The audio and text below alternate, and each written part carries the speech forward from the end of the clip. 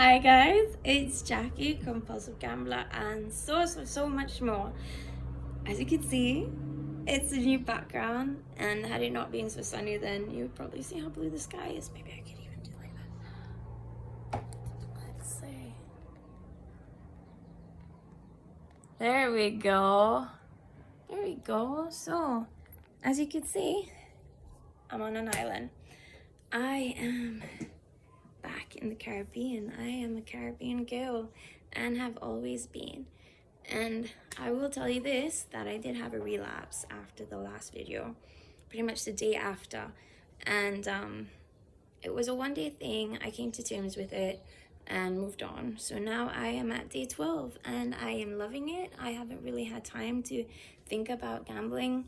Not that I mind, but it's good, like relapses. I'm learning that it's more and more of the process, and we could learn from it. And each time I do relapse now, I feel like, first of all, the frequency of them are a lot less. The intervals between them are a lot longer. And I do really feel like I learn so much more about myself, which is always a plus. So for this video, so I do not lose track, I decided to do a kind of chapter thing, and it's 3 chapters. And the first chapter is Great Escape, the second chapter is the Great Love, and the third chapter is the Great Realization. And I'm buzzing that I decided to do it like this, because my thoughts are all over the place. So I'll start with the Great Escape. I was living in a country that was not suited for me, for my growth. I had chosen this country 17 years ago due to family relations, and ended up being that, after you have a child and whatever, and you come from a different culture and living in a different country, you kind of bounded to that place. And I was in a situation where I had no family there, and it was very difficult, and I found myself repeating destructive patterns annually, and it tore me down. I thought of myself as being trapped, and I was in a very scary place because of my addiction. I was depressed, I was suicidal, I was scared, I felt like an animal in a corner. And it got really bad with the debts, so I had to make a decision whether to keep going down this path of extreme fucking resistance and trying to be completely ethical and pay these things off. Meanwhile, I was living in a situation where I could not even provide the bare minimum, and I saw that this process would continue for quite a long time, and I'm talking about years, and my mental health, it could not bear the thought of that. Luckily enough, I am able to have a different home. This is my childhood home where I grew up until I was 17 years old, and I am extremely fucking thankful that I came to a point where I realized that I'm in survival mode, but right now it is, like do or die. And I made a decision, and it was one that wasn't respected by a lot of people. It required a lot of work and sacrifice and anguish and pain and tears to come to fruition. But you know what? I think I willed it so much with the good intention of recovery and healing that it fucking happened. And so I left this country on not on unlawful terms, unethical terms, and I had to do it. It was like I feel like I fled, and the lesson that I'm gonna couple with chapter 1 is, if you are in a situation, you know, like us addicts, we put ourselves in these fucked up situations. It could be, I'm gonna talk about gambling. It could be like, you know, debtors, loan sharks, private loans with unsavory people. And if you feel threatened, if you feel like, you know, it is really a life and death thing, and you need to leave, and you have the possibilities to change that physical environment, fucking do it.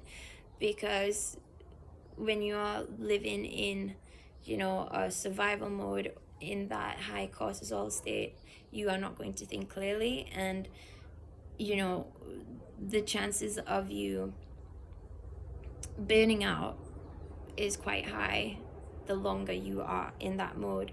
So for the sake of yourself, your mental capacity, and the sake of others, if you can't get out, get the fuck out. Make that decision. Be brave enough. Let go of all fear. Let go of all inhibitions. Let go of all of the people who are telling you that this is crazy what you are doing. They do not know what you are going through. They do not know your heart. They do not know your triggers. They do not know your addiction. They do not fucking know you. So do it. Do it. Take that leap of faith and do it. Okay. So, whew. I'm gonna get to chapter 2. It's a beautiful chapter, the love chapter. So the great love. Through my addiction, I started this channel. Through this channel, I have gained support. And through this support, I found a beautiful man. And I say beautiful, like beautiful inside and out. Never met him, but was fortunate enough that he stumbled upon my channel, because I guess he does have his own, you know, addictions or demons. And we got to talking. This was like in timing with my most recent breakup, and it happened so subliminally.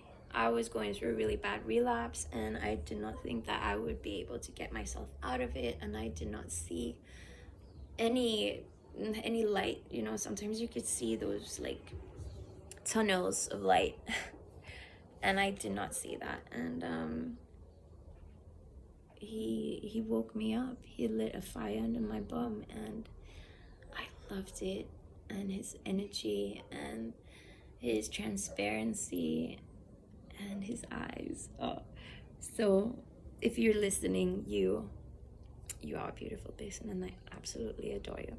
Okay, so let's go on with the story. So this man, he what feels like pulls me out of the trenches, because at that moment I felt like I couldn't do it for myself, and it just happened like a blessing, because God knows it's what I needed.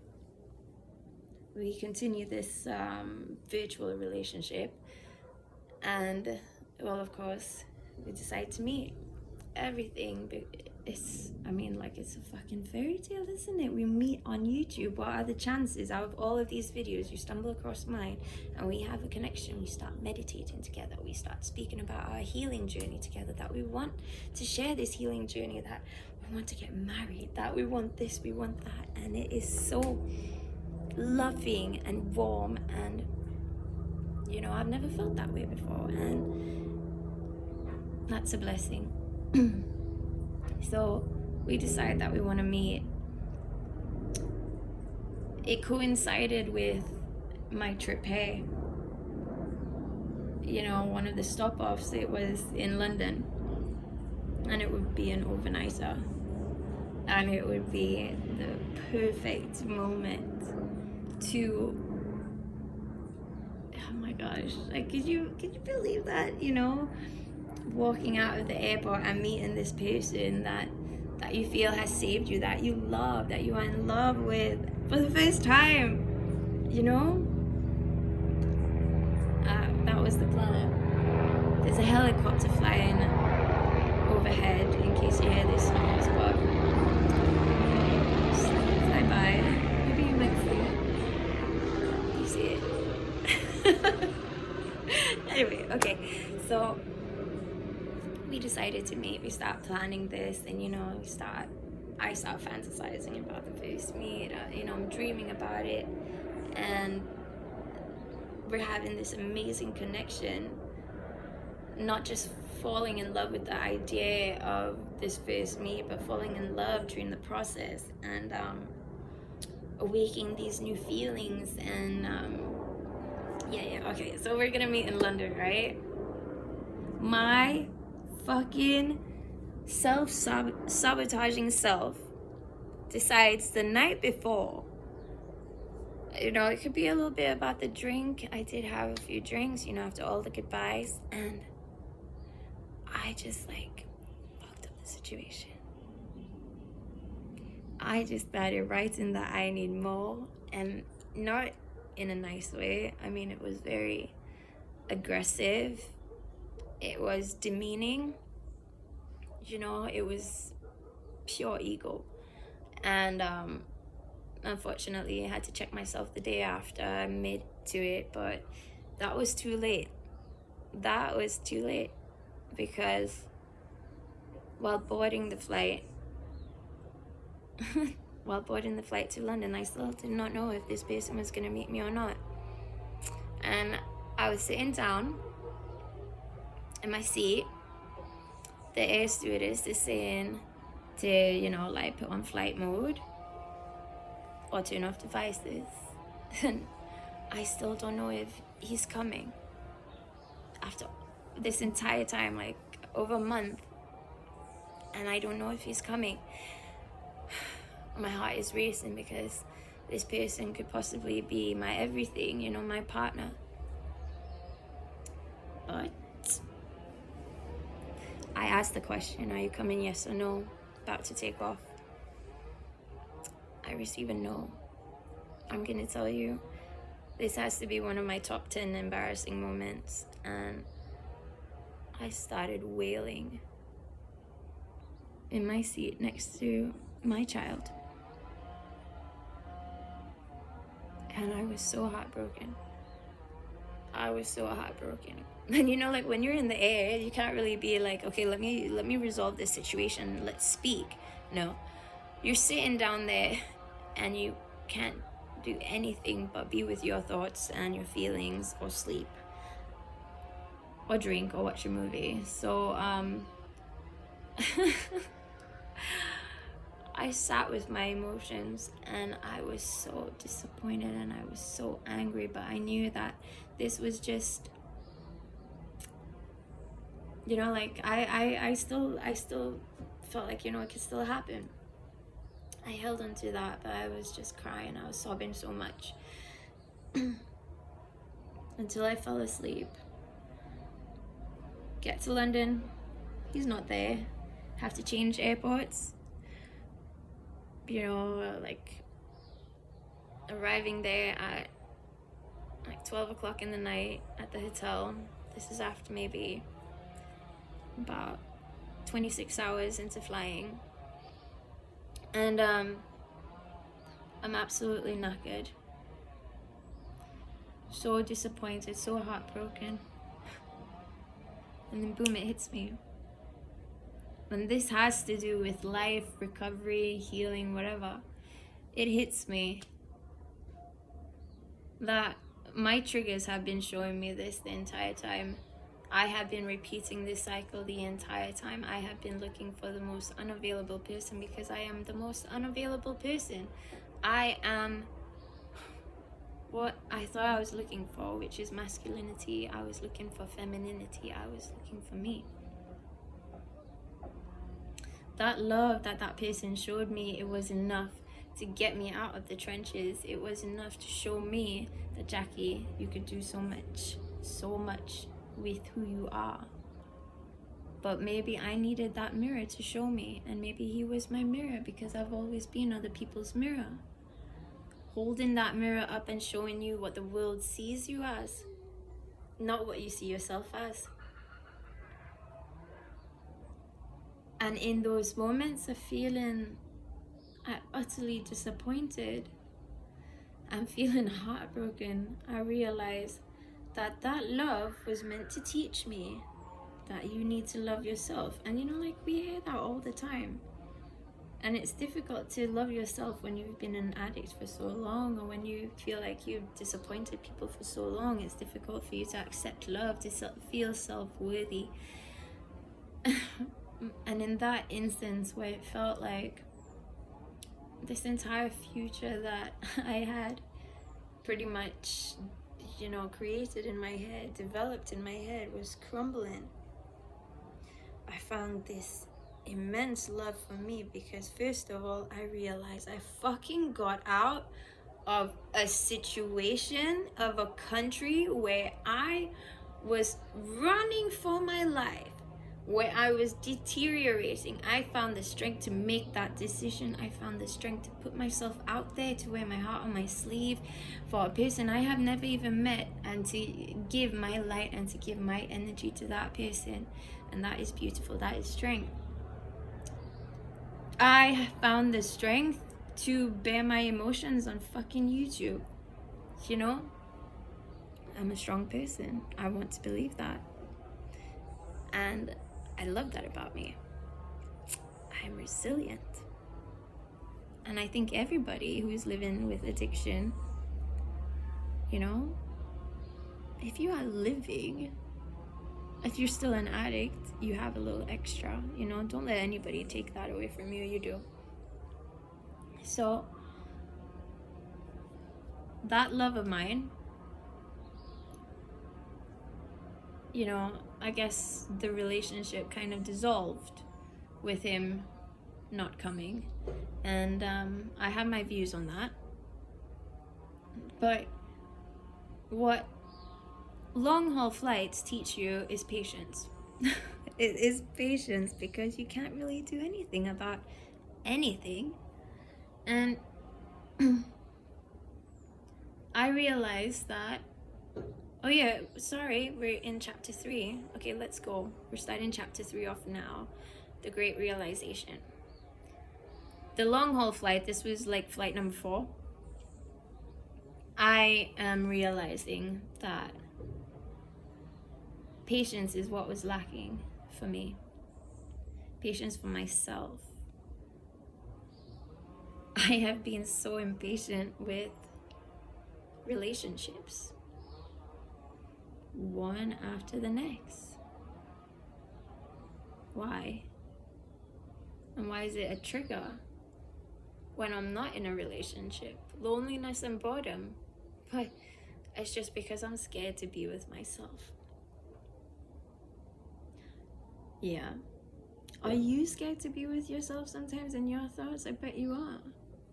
You know, it's nice to have company. But it's a realization that this journey that I was looking to share with somebody is not a journey that I can share. It's mine. It's very individual. It's easy for me to base everything about me and my recovery around somebody, because I feel like sharing is caring. And you know, like, if I have these tips and tricks, then I could help someone else, I could save someone else. But I'm just wanting to save myself. And I'm refusing to see that the partners that I'm picking, you know, like, they're in accordance with what I'm feeling. And funny enough, you know, that intermediary part between chapter 1 and chapter 2, the great escape and the great love, right before the great realization, there's a part there where I fucking leveled up. And leveling up meaning that if I am on this plane thinking the way that I'm thinking, my mentality is limited to this because I have set those limitations, then what I'm attracting is in accordance with those limitations. Unavailable relationships, unavailable emotions, unavailable men. But I needed to kick that pattern. And because of that reason of not meeting, that was the universe's subliminal way of telling me you need to fucking level up, because if you do not leave these kind of people behind, not saying that there's anything wrong with them, but for where you need to be, for where you are at, you know, you can't bring that with you to where you need to be. It could be, I'm not saying it's going to be a higher elevation, it could be a sideways movement, but that cannot come with you, because you know, you have to do something different, you have to do something extreme, and that means that you have to take risks and you have to leave things behind. Things will hurt you, but these are emotions that you have to sit with. So in those 3 chapters, you know, like coming to the self-realization, when I landed here and this like wave of fucking tears just flooded me, and my cortisol levels was just like, I could feel them just dwindling away because I was just having this great release. I realized that my addiction is completely based on what I am really trying to avoid about myself.